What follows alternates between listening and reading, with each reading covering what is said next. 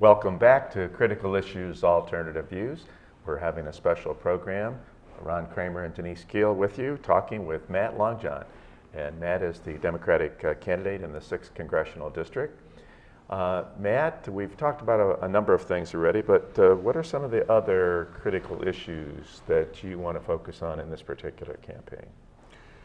Well, over the course of the last, I guess, 16, 17 months, there's been so much that's been going on every day. The intensity of what's happening in our country, I think, is reflected in the conversations that my campaign and everyone who was involved in the primary, I think, experienced. And those issues that have been coming up day to day are things that I'd love to continue to talk about.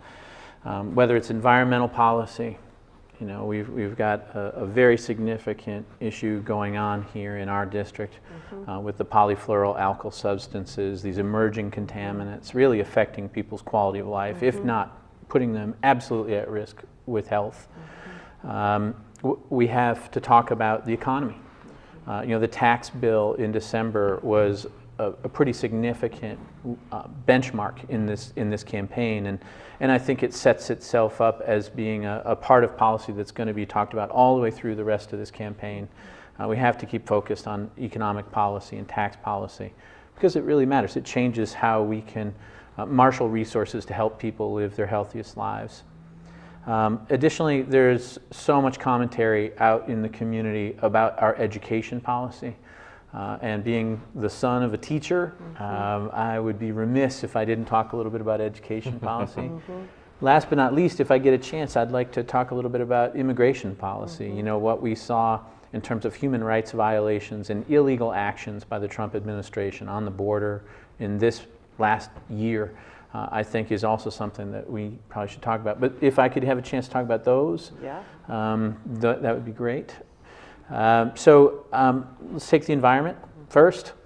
You know, you mentioned before these commercials that are up talking about me as a radical, extreme environmentalist. Right. What I've said is that you can't live your healthiest possible life if you don't have access to clean water, clean air, and clean soil. Right. Uncontaminated soil. And I don't know why that's radical. And I do recognize that climate change is real. I'm not a climate change denier. And I also recognize the human role in climate change. If those are the things that make me an extremist, then I'm an extremist. But there's a few things that we can do, I think, to make sure that we don't lose track of what we need to be doing on environmental policy. First of all, I think it was a significant mistake for the Trump administration to pull out of the Paris Climate Accords. And I don't believe that Congress should have allowed that to happen without hearings and being involved. I believe that we should be protecting the CAFE standards, the mileage standards that lead to air quality. You know, and putting this in terms of health, if you live within about a half a mile of a highway, the risk of lung cancer for you because of particulate matter from diesel exhaust fumes, etc., is an increased risk, the equivalent of living with a smoker versus not living with a smoker. You know, so we have to talk about these issues in terms of health.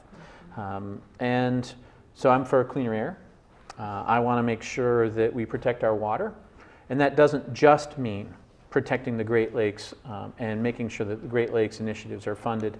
I think that Congressman Upton and folks who've been fighting for Great Lakes funding have missed the point. This is not a short-term, year-to-year problem. This is a long-term investment that we need to make for our community because the environment is our economy in this community. And make sure that we're protecting the lakes on so many different fronts. And the fact that Mr. Upton and leaders in the House have allowed our funding for Great Lakes protections to be year-to-year funding instead of 5-year appropriations is the kind of short-sightedness that I think gets us into trouble. So beyond that aspect of clean water, I want to talk a little bit about what's happening with these PFAS contaminations. This is going to be a big problem for a long time. You know, we've been testing for lead, and we recognize the health effects of lead now for decades. It's a public health issue. Ask the people in Flint. PFAS is going to be just as significant, in my view, when we see the trajectory of where the science is going. In fairness, these compounds have really just been discovered in terms of their carcinogenic behaviors in the last few years compared to lead toxicity. Right. But we have to be moving faster and with many more resources to get ahead of this. We're only testing for about 50 PFAS compounds, and we know there are over 1,000 of them. We're not letting the science advance fast enough. We're kind of blocking the reports from being issued. We're blocking the funding to the EPA to really establish what the safety levels are. I worry about the families in Parchment and in Cooper Township and in Otsego and places all over this district, Niles, as well as people all over the country who are being told that 70 parts per trillion is the safe level. The science that's emerging is suggesting that it might be 13 or 15 parts per trillion, 80% less than what we're currently saying is safe. And maybe it's a number somewhere in between. We'll see with the next toxicology report that the EPA is putting out. But I don't believe that we should have confidence in that number being 70.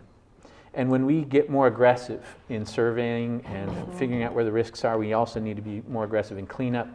Mr. Upton's bipartisan solution to PFAS is focusing on federal sites, military bases, federally owned properties, and trying to have cleanup around federal sites. Well, in Parchment and in other parts of the state where the contamination is the greatest, it was corporations, companies that were the polluters, the contaminators. And Mr. Upton is again protecting his corporate donors by just focusing on part of the problem, federal site cleanup. He's all for people privatizing the profit of developing these compounds and using these compounds in industry and dumping them into our rivers. But he hasn't taken the step of holding those corporations accountable, so we're socializing the costs. We're putting the costs of private industry onto taxpayers, and then we see people like Mr. Upton block funding for those cleanups. So I don't think he's been a friend of the environment in that way either. Last point on the environment, I want to make sure that we're funding agri-innovation, no-till farming, and things like that need to be expanded, and we need to be providing resources to farmers and to the agricultural industry to help us shift to a more environmental friendly agricultural stance. What else? No, thank you for that. So, environmental policy is my area of expertise, and so bringing it back to a health focus. One of the things that we often hear is that climate change is too abstract to voters, and bringing it home with a real impact to health and with PFAS is, I think, an interesting frame to use in order to get buy-in on that issue. And I really liked what you were saying about, it's your job to differentiate yourself.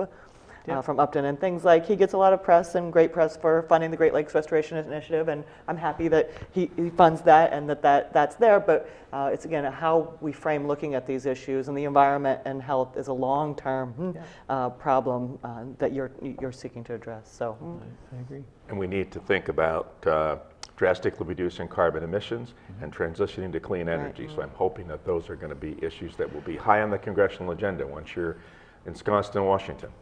Yes, and there are policy statements. I've made videos on my webpage, et cetera, where I talk about some of that. The Citizens Climate Lobby position and agenda is one where fee and dividend is a part of policy making that I think can lend itself to carbon emissions reductions. And it takes a page out of healthcare reform, in my view. That's right.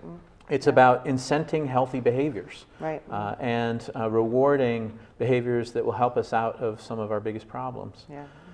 On the economy, one of the other issues I mentioned, this tax bill that went through is a disaster. And Congressman Upton, again, was front and center, one of 9 members of the Republican House that made sure that the tax bill in December passed. There was a lot of back and forth, questions about whether it was going to pass, just like the health care bill, and in comes Mr. Upton to help make sure that the Republican Party declares victory, even if it meant putting $1.5 trillion of debt onto our kids, our grandkids back in exchange for a corporate tax cut. I wasn't against really a corporate tax cut, I'll be honest. We do need to be competitive internationally. My problem is that our tax code is so porous. It's so, it can be gamed by people with resources. People without resources are held accountable to paying their taxes, and people with resources play all these games so that they don't pay their taxes. And if we were going to reduce the corporate tax rate, by 14% or something, we should have closed the corporate tax loopholes to make sure that we had money to fund education and early childhood education and things like that. Again, Mr. Upton went in and made sure that we could drill off the coast of California or open up the Alaskan drilling fields to pay for this tax cut that went to the 1% and the corporations, and just has not been putting people first in this district with that kind of policy. Well, we'd be remiss to your mother if you didn't talk a little bit more about education, maybe. We have about 5 minutes in this segment, so maybe take a couple minutes to tell us about education policy. It's such a huge topic, and I'm looking forward to Monday morning at 8 a.m. at the Berrien County Regional Education Services Administration.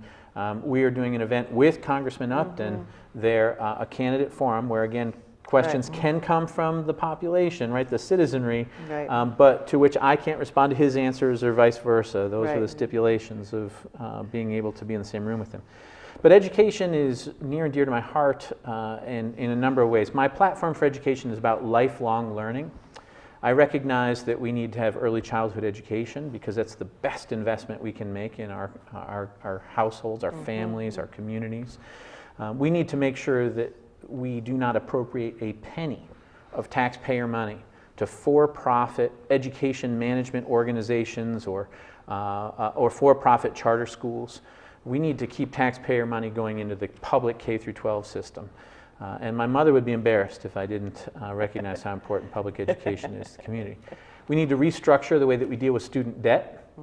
We need to make sure that continuing technical education is provided so that we aren't just forcing kids into four-year degrees when there are so many jobs available for sometimes six-figure paying jobs for working in the skilled trades. We need to help small businesses by creating that pipeline of the next employees. And I'm even for, in this lifelong learning agenda, increasing our funding for the area agencies on aging to make sure that there's financial literacy courses and other opportunities for continuing education for seniors. It's about lifelong learning for me. Okay. So your incumbent has lots of advantages, and you've noted it's an uphill battle, even though there are many signs indicating it's a competitive race. Just to close us out, are you hearing from the voters, you have to be out there getting that name recognition off and knocking on doors. What are you hearing from the voters on these issues, and what do you think turnout, what kind of energy or excitement do you hear from them about actually getting out and voting? We're doing very well. I don't think that there's been a Democratic contender in the position that we're in now. If we keep doing what we're doing and Fred keeps doing what he's doing, as I said before, I would not bet against us winning on November 6th. It just wouldn't be a smart bet. But what I'm hearing on doors, whether it's independent farmers, small business owners, educators, folks in academia, healthcare providers, people with healthcare concerns, members of the military, military families, you name it, is that by and large people know that our economy and our political system isn't working for everyone.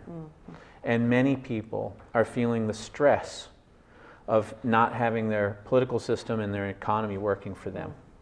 Fewer and fewer people are getting more and more resources, and more of us are trying to figure out how to pay off those student loan debts, pay healthcare premiums that are going up, provide for our kids' education, maybe even plan for a dignified retirement. The stress of that is leading people to make unhealthy decisions, and that's why the opioid epidemic is spreading, why chronic diseases are rampant. I think that the stress of being in a system that isn't working for people is what I hear most on the doors. And when people know that the system isn't working for them, they need only look to where policies have been coming out of Washington for 30 or 40 years. And I don't believe it's a coincidence that those failed policies have been in place for as long as Mr. Upton has been there. Many people recognize that the Fred of 2018 is not the Congressman Upton of 1992. And I believe and I am hearing that people are ready for a new generation of leader in Washington. Matt Longjohn, Democratic candidate for the 6th Congressional District, thank you very much for joining us. It's been great to have you here. And we invite you to come back and visit us again on Critical Issues, Alternative Views. Thank you.